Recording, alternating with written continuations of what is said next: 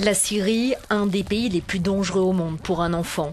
Alors que le pays entre dans sa 4e année de conflit, l'UNICEF lance un cri d'alarme. Plus de la moitié des enfants sont affectés par la guerre civile. 5,5 millions d'enfants, une génération entière, souffrent des effets dévastateurs de cette guerre en termes d'éducation et de santé. Pour les 500 000 enfants syriens qui vivent dans des camps de réfugiés, l'éducation est un luxe. Ali, 12 ans, envie le sort des autres enfants. Nous avions l'habitude d'apprendre dans une école gouvernementale en Syrie, mais nous avons été contraints de fuir et de venir en Jordanie. Nous n'avons pas de véritable école ici et nous voulons la même éducation que celle que nous avions en Syrie. Bien que les conditions de vie soient difficiles dans ce camp, cette Syrienne préfère que ses enfants soient ici, plutôt qu'en Syrie.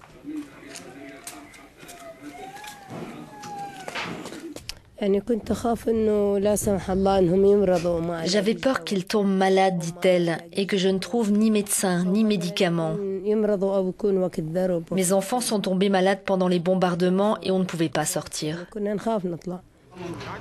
Selon l'ONU, près de 10 000 enfants ont été tués en 3 ans de conflit, probablement plus, dit le rapport de l'UNICEF.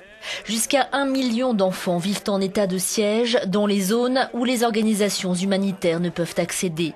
Des garçons de 12 ans seraient recrutés pour combattre.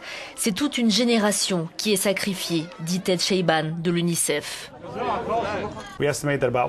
Nous estimons qu'environ 1 enfant sur 10 dans les camps de réfugiés sont engagés dans une certaine forme de travail pour aider leur famille.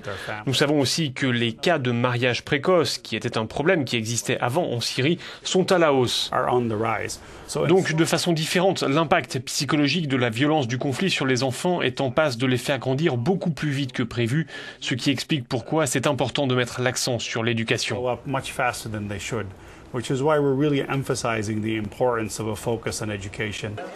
Malgré les efforts des ONG qui mettent en place des écoles de fortune dans des camps, sans financement, l'éducation reste précaire.